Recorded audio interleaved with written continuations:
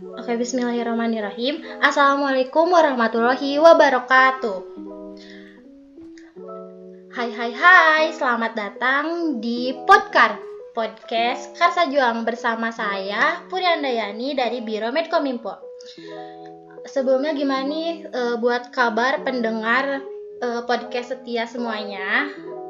Semoga sehat selalu ya dimanapun kalian berada. Nah, gak berasa ya sekarang tuh UAS tuh udah berakhir gitu. Udah mungkin dari beberapa minggu yang lalu.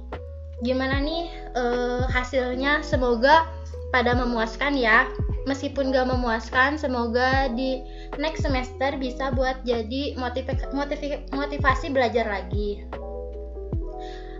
Sebelumnya udah pada siap belum sih dengan tema podcast pada episode kedua ini?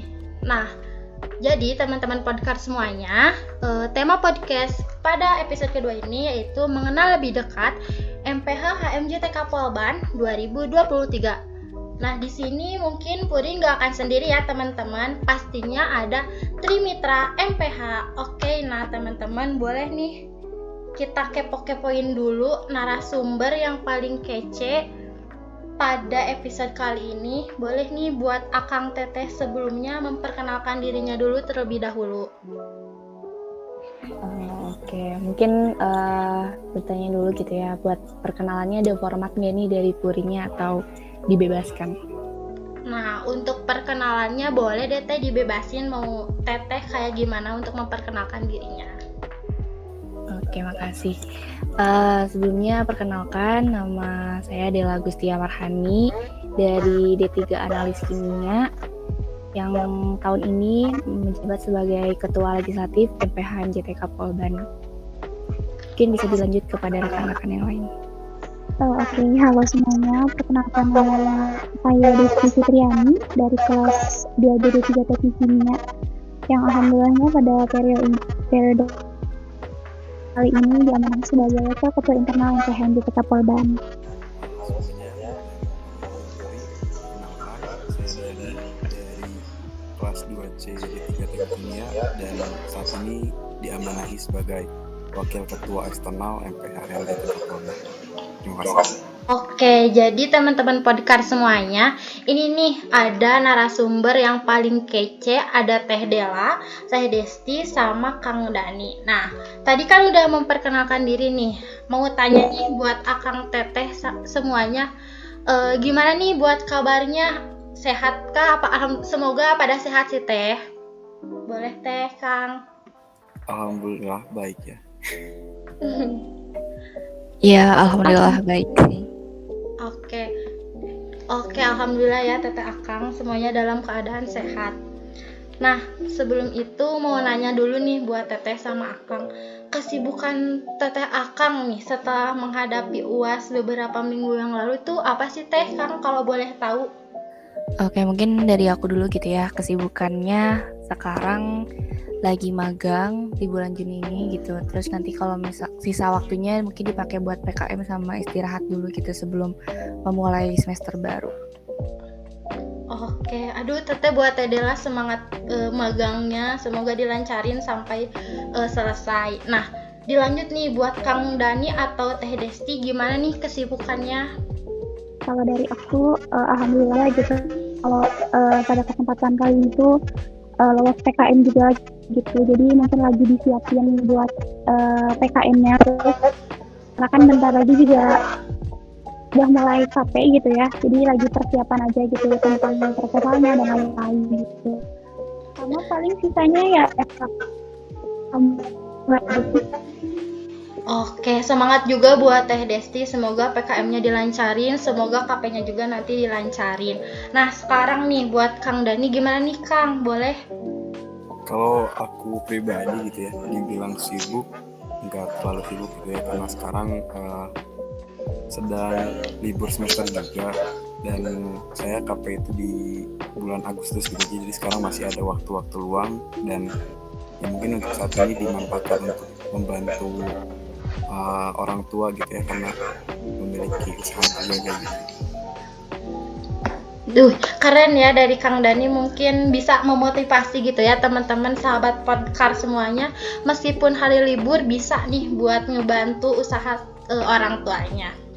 Nah, oke Teh Kang, tadi kan udah perkenalan, udah nanya-nanya tentang kesibukan. Puri mau nanya nih sedikitnya beberapa pertanyaan gitu ya Teh. Puri mulai ya Teh. Boleh, mangga. Nah, oke Teh. Mau nanya nih buat Teh Dela gitu ya Teh. Kan MPH ini kepanjangan dari Majelis Permusyawaratan Himpunan. Nah, pada periode ini tuh arah geraknya itu bagaimana sih Teh, dan apakah ada perbedaan dengan kepengurusan sebelumnya gitu, biar sahabat-sahabat Podcar itu pada tahu gitu Teh. Boleh Teh Dela? Oke, mungkin buat arah gerak dari MPH setahun ini tuh ya dari ada ART dan juga visi misi yang ada gitu kan ya.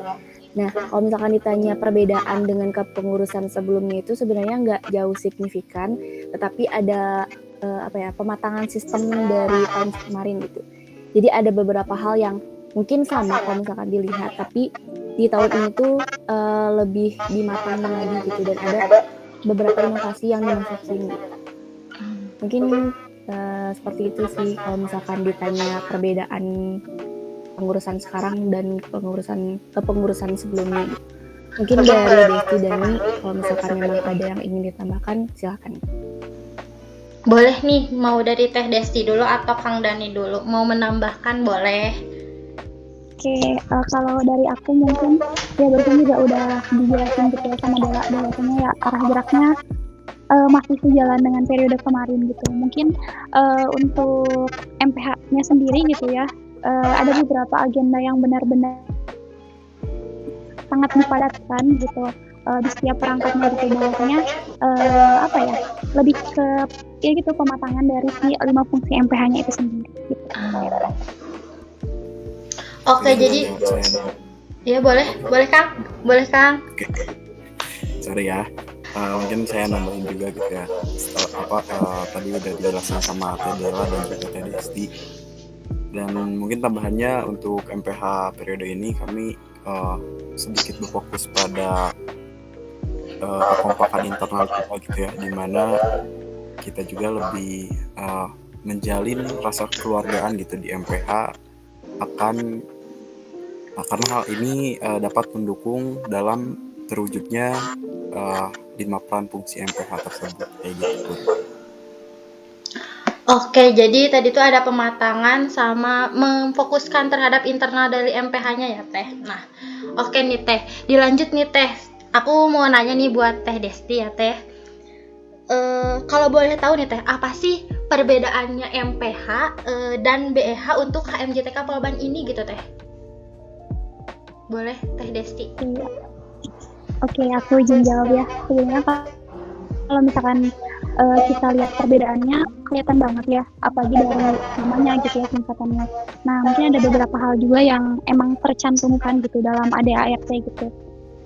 Yang pertama, kita dari nama gitu ya, bahwasanya kalau BEH kan Badan Eksekutif Himpunan gitu. Nah, di situ eksekutif, jadi BEH itu sebagai pelaksana dari semua kegiatan yang ada di himpunan gitu. Nah, untuk MPH-nya itu sendiri sebagai lembaga legislatifnya, di mana ya seperti biasa gitu ya, kalau lembaga legislatif kayak pembuat undang-undang gitu, pengawasannya dan lain sebagainya gitu. Terus mungkin poin yang kedua adalah dari tugas dan fungsinya gitu ya, bahwasanya BEH dan MPH itu memiliki tugas dan fungsi yang berbeda gitu.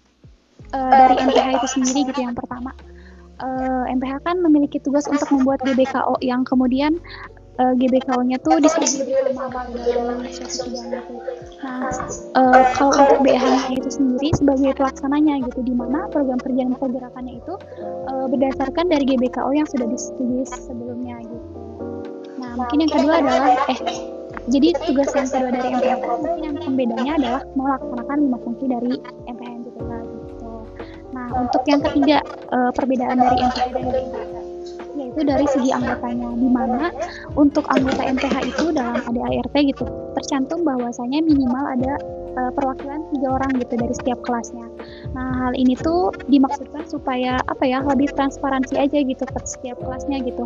Ada perwakilan dan ada yang menyampaikan hal-hal yang berkaitan dengan himpunan gitu. Lalu mungkin selanjutnya adalah untuk BEH itu tidak ada peraturan mengenai anggota. Nah, lalu yang terakhir adalah mengenai perangkat gitu ya. Perangkat yang ada di MPH ini tuh sebenarnya berlandaskan atau mengacu pada 5 fungsi MPH gitu.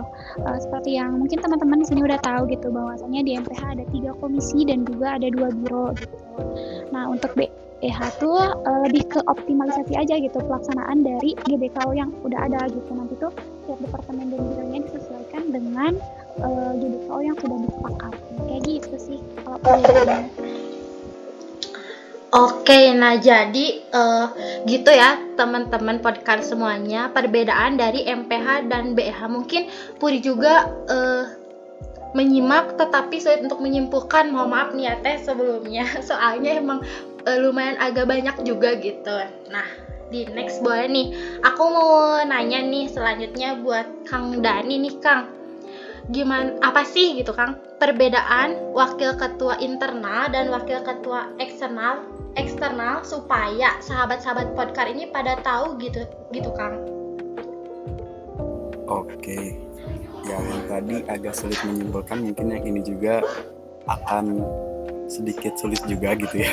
Tapi yang Boleh Kang. yang lebih mudahnya itu kan ini wakil ya, wakil dimana berfungsi untuk menggantikan apabila ketuanya tidak ada atau berhalangan hadir. Ya seperti yang adik tahu gitu, wakil ketua di MPH HMJTK Polban itu terdiri dari 2 wakil ketua, yaitu wakil ketua internal dan juga wakil ketua eksternal.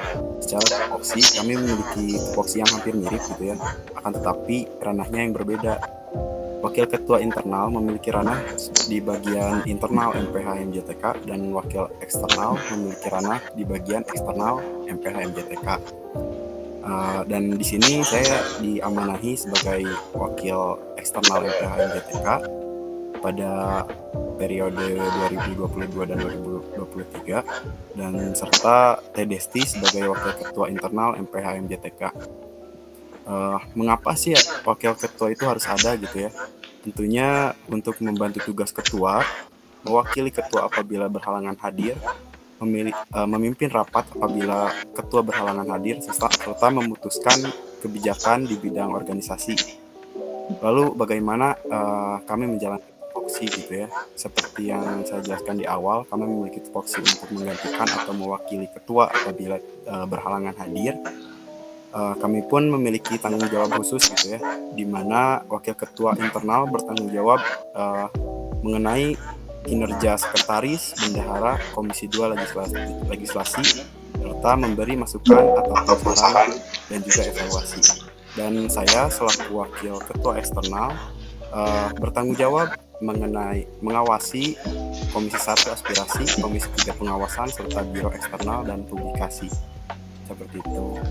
Oke, makasih nih buat Kang Dani yang udah ngejelasin apa sih perbedaan wakil ketua eksternal dan internal di MPH. Nah, jadi seperti itu ya sahabat-sahabat podcast semuanya. Mungkin bener kata Kang Dani juga yang tadi, Puri sulit juga buat menyimpulkan karena emang serinci dan sebanyak itu gitu. Nah, dilanjut nih, Kang Teh kan tadi udah pada tahu nih ya tentang ada apa di MPH, perbedaan MPH dan BEH, sama perbedaan wakil ketua eksternal dan internal.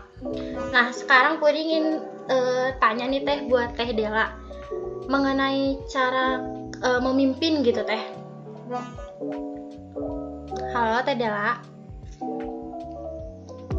Iya, gimana? Nah, boleh nih Teh. Gimana sih Teh cara Teh Dela gitu selaku ketua legislatif dalam memimpin anak-anak MPH supaya anak-anak MPH ini tuh merasa nyaman gitu. Jadi bukan hanya sekedar karena kewajiban atau hanya sekedar ikut organisasi saja. Mungkin boleh nih Teh. Oke, mungkin ini berkaitan dengan cara ini ya, memimpin ya.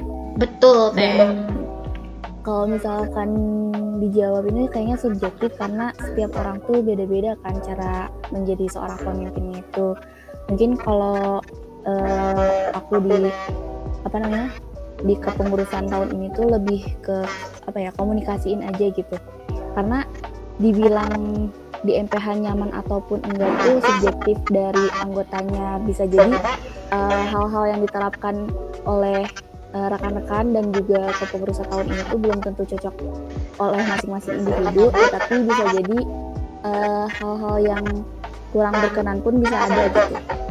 Jadi lebih ke komunikasi aja sih kalau misalkan di tahun ini, karena kan di visi misi MPH tahun ini pun ada mengedepankan kekeluargaan, jadi komunikasi itu penting. Jadi kalau misalkan ada perasaan kurang nyaman di MPH, ada hal-hal yang janggal atau kabar-kabar yang kurang mengenakan tuh lebih dikoordinasikan. Nah, gimana sih caranya buat koordinasinya itu? Nah, biasanya aku koordinasi juga sama wakil internal dan eksternal, lalu nanti ke bawah-bawahnya yaitu ada Kakom, ada Kabir, terus nanti ada Sakti gitu. Komunikasinya itu nggak boleh sampai putus gitu kok. Sekecil apapun masalahnya itu harus tahu gitu. Begitu. Kalau misalkan ditanya supaya anak MPH ini merasa nyaman di organisasi, ya menurut aku komunikasinya harus dikencengin lagi, keluh kesahnya dari anggota-anggotanya harus perlu didengar lagi kayak gitu. Karena kunci kenyamanannya itu mungkin kayak gitu, Puri. Nah, oke nih Teh. Jadi ya teman-teman sahabat podcast semuanya, kata Teh Dela itu jangan lupa komunikasi gitu. Jadi dikuatin lagi di komunikasinya. Sama kalau kalian ada keluh kesah atau semacam yang merasa kurang nyaman, boleh diceritain, mungkin nanti sama Trimitra MPH-nya bisa buat didiskusikan atau dimusyawarahkan. Nah, tadi kan udah nih nanya ke Teh Dela. Sekarang aku mau tanya ke Kang Dani nih, Kang. Boleh gak nih, Kang? Aku mau tanya nih, Kang. Boleh dong. Nah, oke. Aku mau nanya nih, Kang. Gimana pendapat Akang gitu mengenai pemikiran jika MPH itu kerjanya hanya mengawasi jalannya BH saja tanpa adanya kontribusi yang signifikan di himpunan ini? Gimana sih, Kang, menurut Akang gitu? Oke, karena ini pendapat gitu ya. Pendapat itu kan seperti yang adik tahu gitu, gak ada yang salah dan ya gak ada yang salah gitu ya pendapat. Betul, Kang. Boleh, ya, Kang. Pendapat Akang saja gitu. Oke, ada yang berpendapat MPH itu hanya mengawasi gitu ya dan tidak terlalu terlihat berpengaruh krusial pada kemajuan himpunan. Mungkin bisa dikata salah gitu ya. Karena diantaranya kita juga merancang GBKO gitu ya. GBKO itu hasil dari aspirasi mahasiswa-mahasiswa jurusan teknik kimia yang dimana kita bentuk sedemikian rupa untuk arah gerak organisasi HMGTK gitu, dimana GBKO ini adalah salah satu mandataris yang diberikan oleh ketua MPH kepada ketua BEH untuk dijalankan dan juga dijadikan nyata gitu dari aspirasi mahasiswa. Lalu di fungsi aspirasi juga kami telah menyebar kotak saran gitu di gedung TKB dan juga TKA. Mungkin apabila Puri melihat juga di situ juga itu milik komisi aspirasi dari MPH gitu. Dan juga hasil aspirasi dari teman-teman HMJTK sebagian telah kami sampaikan gitu ya, telah kami advokasikan kepada pihak yang terkait. Lalu dari komisi legislasi juga sekarang sedang mengamandemen ADART HMJTK, dan itu cukup krusial gitu menurut saya dalam kemajuan HMJTK Polban. Nah, jadi seperti itu ya sahabat-sahabat podcast semuanya. Tadi udah dijelasin sama Kang Dani nih tentang bagaimana sih MPH itu pendapat MPH itu hanya kerjanya mengawasi saja. Sebenarnya tuh bukan seperti itu ya teman-teman. Pasti ada tadi kata Akang juga GBKO-nya kalau nggak salah Puri dengar. Nah, tadi udah kan ke Teh Dela, ke Kang Dani. Nah, sekarang Puri mau nanya nih buat teteh-teteh sama akang-akang Trimitra MPH. Akang Teteh pernah nggak sih merasa kurang gitu ketika menjadi seorang pemimpin di suatu organisasi? Nah, gimana sih caranya Akang Teteh mengatasi kondisi seperti ini? Sedangkan Akang Teteh tuh sekarang tuh sudah menjadi seorang pemimpin gitu. Boleh nih, mau dari Teh Dela dulu boleh, Teh Desti dulu boleh, Kang Dani juga boleh. Oke, dari aku dulu ya. Boleh Teh. Apa ya kekurangannya gitu ya? Apa ya, kalau kita lihat gitu ya, kan emang setiap orang juga punya pemikiran yang berbeda gitu, terus kepentingan setiap orang juga berbeda gitu, dan tujuan orang masuk organisasi itu untuk apa sih sebenarnya gitu. Nah, menurut aku gitu ya, yang harus harus digarisbawahi adalah dimana walaupun perbedaan tujuan dari masing-masing orang tersebut gitu ya, nah, itu harus dijaga gitu. Pertama mungkin tadi udah disebutin gitu ya, kenyamanannya gitu. Terus setiap orang tuh harus merasa bahwasanya keberadaan orang tersebut tuh sangat diperlukan gitu. Terus selain itu mungkin apa ya, ya kekeluargaan dari setiap orang itu emang harus digarisbawahi banget gitu. Nah, kalau misalkan dari aku sendiri gitu, untuk mengatasi kondisi tersebut gitu, tadi juga udah sempat disebutin bahwasanya kita harus banyak komunikasi gitu, dan juga mungkin rutin rutin nanyain pendapat setiap anggotanya gitu, walaupun memang nggak semuanya kita tanyain gitu, mungkin pendapat ini udah kita tanya ke orang ini gitu, tapi merata gitu. Selain itu kalau misalkan ada pendapat gitu dari para anggota, ya kita mempertimbangkan gitu bahwasanya memang pendapat orang tersebut bisa dijadikan acuan juga gitu untuk pengambilan keputusan.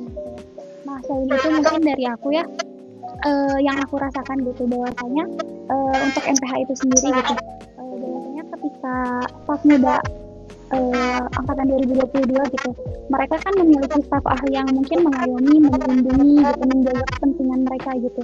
Nah, aku harap bahwasanya adanya kami gitu, terbuka gitu, bisa melindungi kepentingan dari staf ahlinya juga gitu. Jadi bukan hanya mereka melindungi angkatan 2022 gitu staf mudanya, tapi mereka juga merasa terlindungi gitu. Nah, bukan berarti dari staf ahlinya saja gitu ya yang merasa terlindungi, bahwasanya kayak udah apa aja dari angkatan 2022 pun ya kita apa ya, senantiasa mau mendengar aja sih gitu dari mereka kayak gimana gitu. Oke Teteh, itu mungkin pendapat dari Teteh gitu ya. Nah, boleh nih sekarang mau dari Kang Dani dulu atau Teh Dela dulu boleh? Oke, mungkin dari aku dulu gitu ya. Boleh Teh. Kalau merasakan merasa kurang ketika menjadi seorang pemimpin itu hal yang wajar sih menurut aku, karena kan seorang pemimpin juga manusia ya. Jadi nggak luput dari kesalahan. Jadi kalau misalkan mengatasi kondisi seperti itu, hal yang pertama dilakukan adalah mendengarkan dulu, terus baru mawas diri gitu. Baru apakah benar itu hal-hal yang kekurangan itu terjadi di diri sendiri atau enggak gitu. Kalau misalkan memang kalau misalkan memang kekurangan itu ada sebagai seorang pemimpin, mungkin bisa didengar dan diterapkan solusinya bagaimana. Tapi kalau misalkan memang itu kayak tidak terjadi di diri sendiri, mungkin bisa sebagai masukan untuk pengembangan diri gitu. Aku pernah dengar kalau misalkan seseorang itu harus ditampar dulu biar sadar. Mungkin bagi pemimpin itu cocok gitu, karena kita harus ditampar dulu sama hal-hal yang dirasa kurang, tapi nanti kita bakalan sadar bahwa kekurangan itu bisa menjadi sebuah kelebihan. Mungkin kayak gitu sih. Jadi kuncinya lebih mendengar, mawas diri, dan juga membuat perubahan. Oke nih, jadi dari Teh Dela itu kuncinya tuh mawas diri, mudah didengar gitu ya Teh. Maaf Teh, Puri cuma bisa menyimpulkannya cuma 2. Nah, tadi udah nih dari Teh Dela sama Teh Desti. Sekarang boleh nih ke Kang Dani. Boleh nih Kang, gimana menurut Akang gitu? Oke, mungkin sekarang saya ya, karena perasaan kurang gitu ya, atau ya merasa kurang gitu ya ketika menjadi pemimpin itu memang hal yang wajar gitu, seperti yang saudara Dela sudah sampaikan. Karena kekurangan itu dari diri pribadi dan kesempurnaan itu hanya dari Allah Subhanahu wa Ta'ala. Ya. Dan menurut saya gitu, tidak ada pemimpin yang hebat, akan tetapi anggota-anggotanya lah yang hebat gitu. Dimana pemimpin itu hanya menjadi ibarat lambang, ya kami hanya lambang gitu, yang bergerak dan juga menjadikan organisasi bagus itu dari anggota-anggotanya. Lalu bagaimana mengatasi kondisi seperti ini gitu ya, sedangkan kita sudah menjadi pemimpin ya, kita harus berkoordinasi gitu, karena kita kan Trimitra itu ada 3 dan kita harus saling berkomunikasi apa yang kurang dan apa yang harus diperbaiki, karena dengan berkoordinasi kita juga dapat meringankan beban satu sama lain dan juga mengambil jalan tengah untuk menyelesaikan masalah seperti itu. Nah, jadi seperti itu ya. Tadi tuh gimana nih caranya Akang Teteh itu merasa kurang gitu dalam berpimpin, dan bagaimana Akang Teteh mengatasinya. Mungkin itu tuh lebih dari pendapat dan bagaimana Akang sama Teteh untuk melakukannya gitu. Nah, dilanjut nih. Aku mau nanya nih ke Teh Dela lagi, Teh. Teteh? Boleh. Teteh. Mau nanya nih, Teh. Gimana nih caranya untuk seluruh anggota MPH itu dapat mengimplementasikan 5 fungsi MPH tersendiri gitu, Teh. Boleh nih, Teh? Buat 5 fungsi MPH itu diimplementasikannya bagaimana. Untuk tahun sekarang itu strategi yang kami lakukan itu kan 5 fungsi, berarti ada 5 ya. Untuk dari yang pertama itu fungsi pengawasan dulu aja, karena teman-teman lebih kenal dari fungsi pengawasan kan. Jadi untuk fungsi pengawasan ini ada strateginya, di mana kami pun membuat sebuah pergerakan yang namanya ada activity yang akhir-akhir ini sudah selesai plottingan buat mengawas. Jadi isinya tuh, pergerakannya itu memberikan kesempatan kepada rekan-rekan dari perangkat lain yang di luar di pengawasan itu untuk bisa mengawas di Departemen BEH. Itu diharapkan teman-teman yang lain di anggota MPH yang selain dari pengawasan itu bisa merasakan caranya mengawas seperti apa, mengkritisi yang diawasi itu seperti apa, membuat laporan pengawasan seperti apa. Lalu yang kedua itu ada fungsi aspirasi. Aspirasi ini strateginya itu dengan membuat yang aspi-chat dan juga kotak saran yang disebar di TKA TKB secara offline, karena kami kan sudah offline ya, kuliah dan juga kegiatan-kegiatan kampus. Jadi diharapkan buat teman-teman bisa memaksimalkan penggunaan dari aspi-chat dan juga kotak saran yang ada gitu. Jadi aspirasi dari warga HMJTK pun tertampung di sana gitu. Yang selanjutnya adalah fungsi legislasi. Legislasi ini biasanya untuk memaksimalkannya itu dengan diadakannya pencerdasan dari mulai pencerdasan kode etik, UU Pemira HMJTK dan MPH, dan penjelasan lainnya itu dilakukan oleh Komisi 2 Legislasi. Dan alhamdulillahnya partisipan yang yang mengikuti itu banyak gitu, hampir seluruh anggota mengikuti pencerdasan tersebut. Terus juga buat fungsi mediasi. Untuk fungsi mediasi sendiri ini kami menerapkan setiap orang itu harus mampu memediasi. Dengan cara apa? Dengan cara dijelaskan bahwasannya mediasi itu seperti apa, lalu juga dalam kondisi apa boleh memediasi. Lalu selanjutnya adalah fungsi yudikasi. Fungsi yudikasi ini kami beri wewenang kepada aspirasi untuk bisa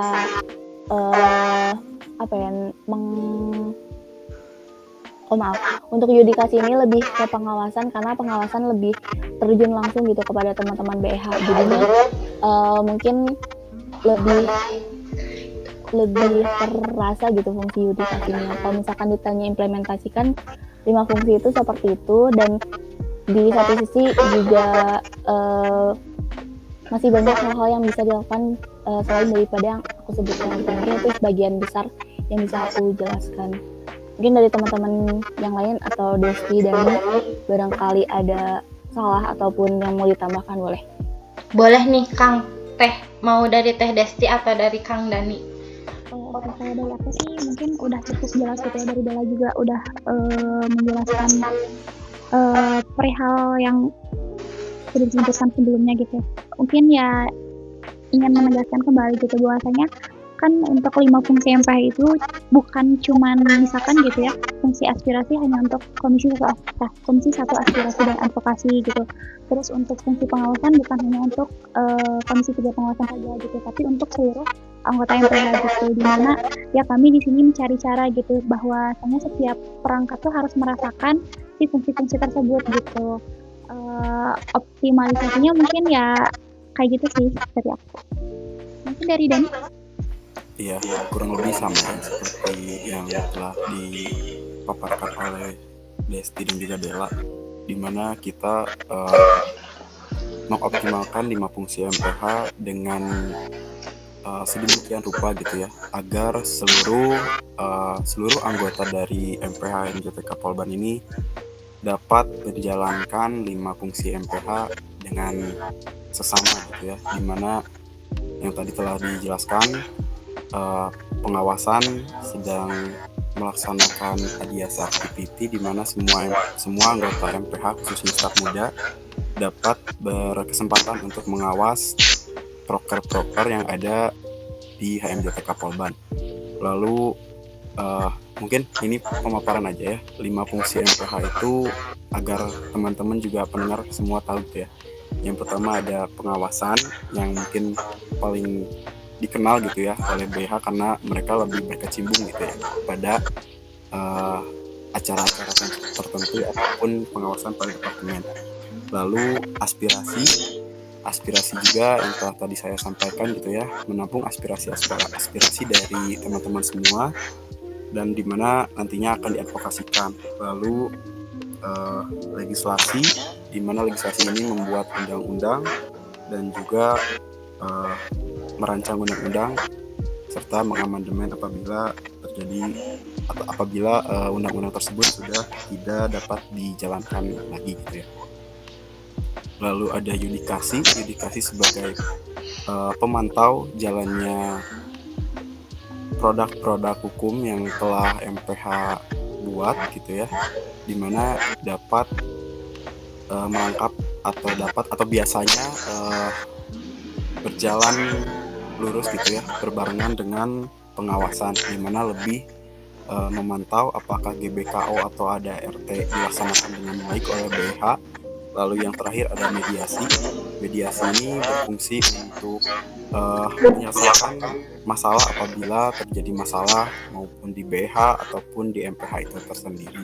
Tapi alhamdulillahnya untuk saat sekarang kita sedang terhindar gitu dari masalah-masalah tersebut. Jadi mediasi belum belum muncul lah taringnya gitu ya, seperti itu.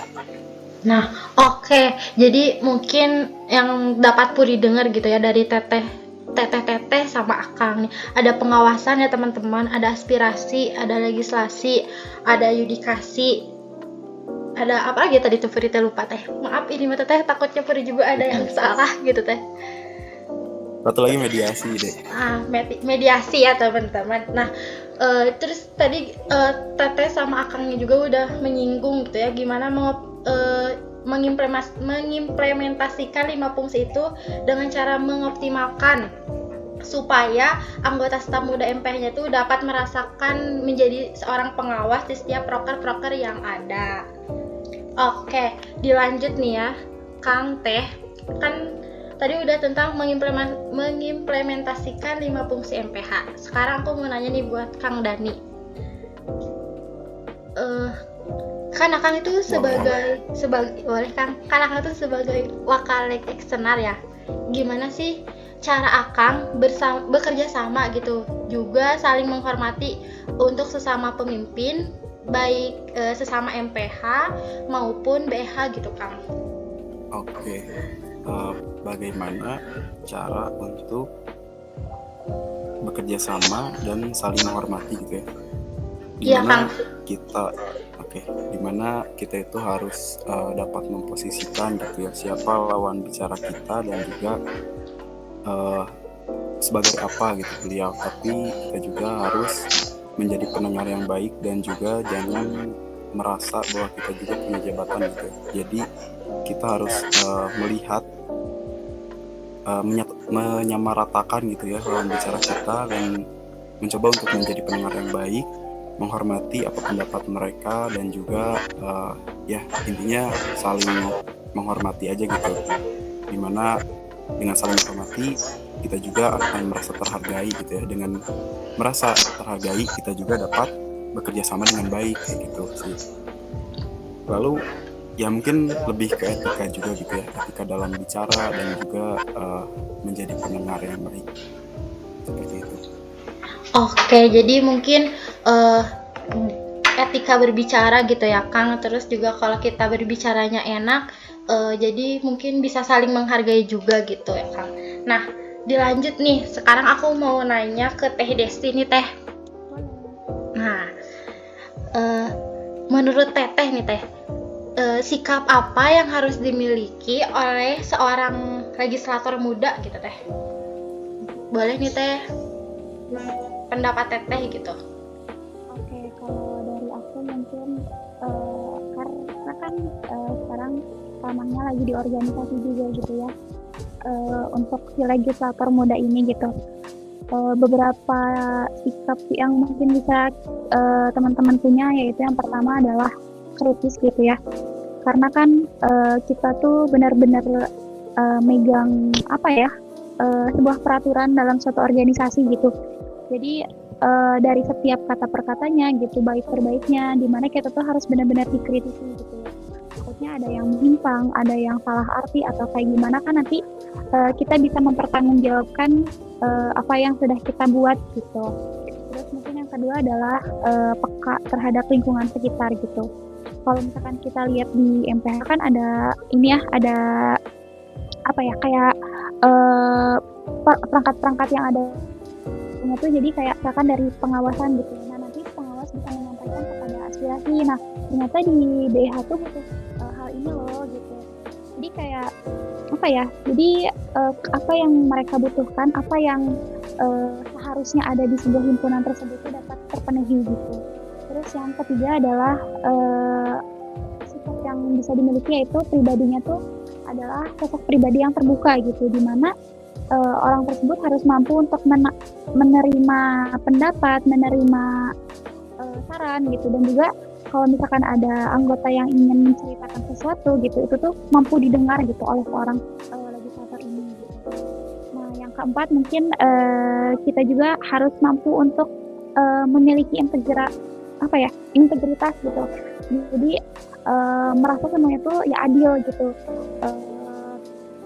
tidak membeda-bedakan siapapun itu gitu, karena ya kita ibaratnya ada di posisi netral gitu. Dan mungkin yang terakhir ya, seorang legislator juga harus memiliki sifat atau karakter yang ceria gitu, atau mungkin ramah gitu ya, sederhananya mah gitu sih kalau dari aku, Puri. Menurut Akang Teteh nih, yang sekarang tuh sebagai ketua dan wakil gitu, gimana sih caranya Akang Teteh membagi waktu antara himpunan dan akademik supaya teman-teman sahabat podcast tuh pada tahu dan mungkin bisa dijadikan tips and trick gitu Teh Kang? Boleh? Oke, tentang bagi waktu ya, itu sebenarnya sering banget sih ditanyain gitu ya, terutama buat para pemimpin gitu.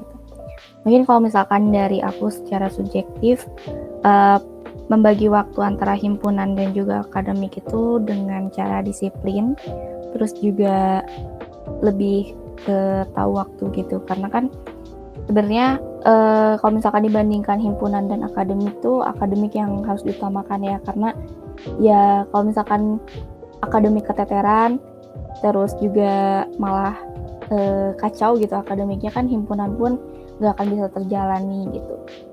Mungkin lebih ke membagi waktunya, misal gitu, kalau misalkan aku hari itu ada laporan atau tugas-tugas kuliah yang mesti dikerjain besok, mungkin aku lebih mengutamakan tugas aku dulu dan minta tolong kepada Desti ataupun Dani untuk handle sebentar sampai tugasnya beres gitu. Tapi bukan berarti karena di-handle oleh wakil akunya malah keenakan buat memperpanjang waktu kerjain tugasnya gitu karena udah di-handle. Tapi aku pun kayak ngebatasin pengerjaan tugas aku, kayak diprediksi aja gitu. Tugasnya tuh harus selesai jam berapa dan kapan. Terus juga jangan sampai ketika sibuk berhimpunan ataupun berorganisasi lainnya sampai merugikan orang lain gitu. Karena kan kita tahu ya sistem akademik di jurusan teknik kimia itu lebih banyak kerja kelompoknya. Kan kalau misalkan kita menghilang pun tugas dan tanggung jawabnya itu pasti ada gitu. Jangan sampai hal itu merugikan yang lain hanya karena berhimpunan. Jadi ada porsinya masing-masing antara himpunan dan akademik, dan kuncinya itu pasti adanya disiplin dan jangan sampai melanggar kedisiplinan diri. Karena susah sih sebenarnya kalau misalkan ngomong kayak gini sih gampang ya, tapi kalau dalam pelaksanaannya pun aku pun sering kayak mengulur-ngulur waktu buat ya nanti aja deh tugasnya gitu. Padahal hari besoknya tuh udah bisa harus dikumpulin gitu. Lebih ke sana sih. Aku juga sampai hari ini lagi belajar buat membagi waktu, dan bismillahnya semoga menjadi hal yang baik gitu. Kayak gitu. Mungkin itu dari Teh Dela tersendiri gitu, cara membagi waktunya. Ini sekarang mau dari Teh Desti dulu atau dari Kang Dani dulu? Boleh? Kang atau Tetnya? Oke, dari aku dulu kali ya. Kalau misalkan dari aku sih, karena gimana ya, keduanya tuh emang nggak bisa dibandingin gitu, lebih prioritas yang mana gitu. Karena kan kalau dari akademik bener gitu, kita bener-bener megang banget tuh si akademik. Kalau misalkan akademiknya gimana-gimana, kadang kehimpunan juga rada tergoyahkan gitu ya. Tapi ya menurut aku sih dua-duanya lebih ke prioritas aja gitu. Apalagi mungkin sekarang kan konteksnya di pemimpin gitu ya. Kita megang suatu organisasi lah gitu, yang dimana semuanya jadi tanggung jawab gitu. Nah kalau misalkan dari aku sendiri gitu, cara bagi waktunya lebih ke lihat si deadline-nya gitu loh. Kayak misalkan ternyata deadline-nya akademik tuh lebih cepat, ya udah akademik dulu gitu. Terus kalau misalkan ternyata deadline-nya di himpunan duluan, ya udah himpunan duluan gitu. Tapi kalau misalkan pelaksanaannya gitu ya, tetap gitu sesuai waktunya. Misalkan siang hari gitu ya, dari pagi ke sore itu kan emang bagiannya akademik kan, belajar gitu, kita di kampus seperti biasa gitu. Nah itu aku tetap prioritasin akademiknya dulu gitu. Kalau misalkan ada sela-sela waktu yang benar-benar deadline-nya himpunan nih, ya udah di sela-sela waktu istirahat aku kerjain gitu. Kalau misalkan malam sih lebih ke apa aja sih, kayak ngalir aja gitu. Sekiranya aku bisa ngerjain akademik dulu ya akademik, kalau misalkan ngerjain himpunan gitu.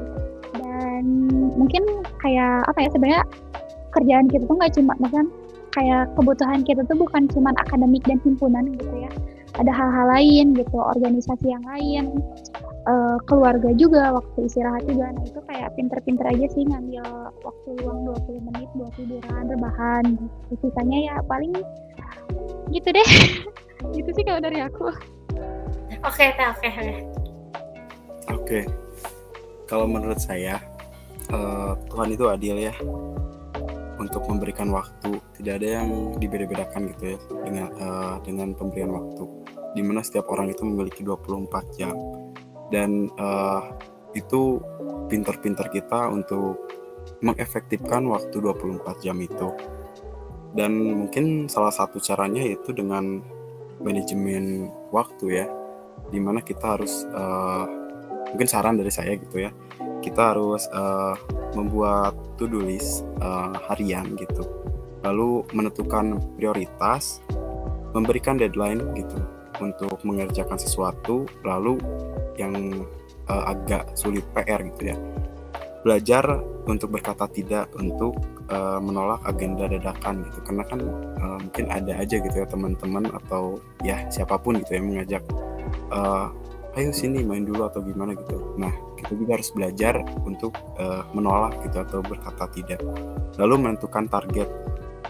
Kita tentukan target dari awal untuk menyelesaikan satu masalah ataupun satu tugas. Kita target, kita beresnya membutuhkan waktu seberapa banyak, dan usahakan waktu itu efektif gitu. Lalu kita harus fokus terhadap target tersebut dan juga atur untuk mereminder tugas-tugas apa saja yang belum kita kerjakan. Lalu saya juga pernah mendengar salah satu kunci kesuksesan adalah disiplin gitu. Dimana dengan kita disiplin, contohnya kita disiplin waktu, kita juga dapat menjalankan atau mengefektifkan waktu dengan baik. Lalu kita berdisiplin dalam belajar, kita juga akan menjadi lebih dikata pandai gitu dalam akademik. Lalu disiplin dalam segala bidang apapun gitu, disiplin dalam aturan, disiplin dalam norma, itu juga menjadi kunci dari kesuksesan dan juga dapat dijadikan acuan untuk kita dapat membagi gitu kesibukan di akademik maupun himpunan, seperti itu. Oke, nah tadi jadi sama Kang Dani juga tadi. Terus kalau dari Teh Desti itu tadi nggak salah tuh dulunya yang mana gitu yang lebih cepat, kalau bisa akademik, utama akademik, tapi kalau deadline mepet akademik. Nah kalau emang ada waktu luang ke himpunan. Terus dari Kang Dani juga tadi ada manajemen waktu sama disiplin juga. Nah tadi udah ya teman-teman, tips and trick cara membagi waktu, maaf Teh Kang. Nah sekarang aku mau nanya lagi nih buat Akang Teteh. Boleh nih buat Akang Teteh, bawa Teh Dela, Teh Desti atau Kang Dani, kesan pesannya untuk semuanya gitu, baik buat pendengar podcast ataupun MPH ataupun BEH tersendiri. Boleh nih buat Akang atau Tetehnya. Oke, mungkin dari aku kesan pesannya buat pendengar podcast, semangat terus buat hal-hal yang lagi dijalanin, dan juga jangan pernah putus asa buat hal-hal yang sudah diambil. Pokoknya semangat terus. Untuk HMJTK, semoga tahun ini lebih sinergis lagi dan segala hal bisa menjadi sebagai wadah untuk berkembang anggota-anggotanya. Gitu. Oke, jadi dari Teh Dela tuh semangat sama semoga HMJTK tuh bisa lebih sinergis gitu ya Teh. Nah sekarang boleh nih, mau Teh Desti dulu atau Kang Dani dulu, boleh? Oke, dari aku dulu kali ya.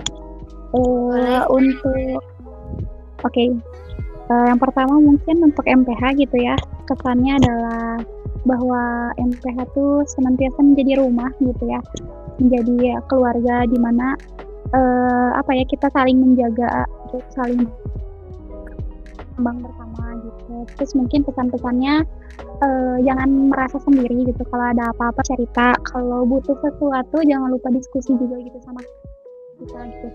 Karena ya seperti yang tadi aku udah bilang gitu, kita di sini ada untuk melindungi kepentingan dari kalian gitu, apapun yang dibutuhkan, keluh kesah yang ada disampaikan gitu. Terus semangat. Terus yang terakhir mungkin ke BEH gitu ya. Kalau misalkan ke BEH, kesannya adalah mungkin teman-teman di sini keren banget gitu ya, udah menjalankan program kerja sebanyak itu gitu di pergerakannya. Pesannya adalah jangan lupa, jangan pernah menyimpang dari GBKO, ada RT maupun undang-undang yang ada di HMJTK, dan semangat gitu. Itu Puri udah. Oke, jadi kata Teh Desti tuh nih buat teman-teman MPH, MPH tuh sebagai rumah, terus jangan merasa sendiri, kalau ada apa-apa diceritain aja, kalau ada keluh kesah diceritain aja. Nah, buat BH-nya tuh jangan pernah menyimpang dari GBKO. Nah ya teman-teman, sahabat pendengar podcast sama BEH, nah sama semangat kata Teh Desti. Nah tadi udah nih dari Teh Desti ataupun Teh Dela. Sekarang dari Kang Dani nih, boleh nih Kang. Oke, sekarang dari saya ya. Mungkin untuk seluruh gitu pendengar podcast ini, tetap semangat gitu ya, jaga api semangat kalian tetap membara, karena rintangan di depan itu semakin banyak dan semakin akan menjadi rintangan-rintangan dalam menjalani kehidupan gitu ya. Tapi rintangan tersebut akan memberikan kekuatan gitu atau pelajaran pada hidup kita. Lalu mungkin untuk semuanya aja ya, gak usah MPH atau BH, tapi untuk HMJTK gitu. Boleh, Kang. Oke. Kesuksesan sebuah organisasi mahasiswa bukan hanya ditentukan oleh kehebatan individu, tetapi juga kemampuan kita untuk bisa bekerja sama. Bersatu kita teguh, bercerai kita runtuh. Hidup mahasiswa. Oke, jadi kata Kang Dan itu seperti tadi ya teman-teman. Tuh, diapres dulu. Nah, sekarang terakhir nih buat Teteh sama Akang. Terakhir banget ini Teh dari Puri. Satu kata untuk HMJTK sama satu kata buat Podkar. Boleh nih Teh, mau dari Teteh Dela dulu, mau dari Teh Dela dulu, Teh Desti dulu, atau Kang Dani dulu, boleh. Tadi satu kata untuk HMJTK ya? Iya, sama satu kata untuk Podkar gitu Kang. Oke, satu kata buat HMJTK, berjaya. Dan juga untuk Podkar, semangat. Oke, karena masih banyak ya, masih ada 5 podcast lagi katanya. Iya Kang, betul. Jadi kata Kang Dani semangat gitu. Boleh nih, mau dilanjut ke Teh Desti dulu atau Teh Dela dulu? Mungkin dari aku dulu kali ya. Satu kata untuk HMJTK, sinergiskan HIM. Untuk Podkar, semangat teman-teman semua. Oke, jadi sinergiskan HIM sama semangat gitu. Boleh nih, Teh Desti. Kalau misalkan dari aku buat HMJTK bersinarlah gitu ya. Terus kalau misalkan buat Podkar keren. Oke, jadi dari Teh Desti itu bersinarlah sama keren. Oke. Nah, gak kerasa ya Akang Teteh sekarang udah di penghujung acara podcast kali ini gitu. Sebelumnya Puri mau ngucapin terima kasih banyak buat Akang Teteh yang udah hadir gitu ya di podcast pada malam hari ini gitu. Nah, jadi mungkin ini ya teman-teman tips and trick atau ada perbincangan yang lebih seru lagi sama Teteh dan Akang di Trimitra MPH. Mungkin mohon maaf bila ada salah kata dari Puri atau Teteh, Akang semuanya, sama mohon maaf juga Teteh, Akang kalau Puri ada salah kata. Mungkin dari Puri cukup sekian. Wassalamualaikum warahmatullahi wabarakatuh. Waalaikumsalam. Jangan lupa like, comment, subscribe guys. Jangan kapok nge-podcast ya Puri.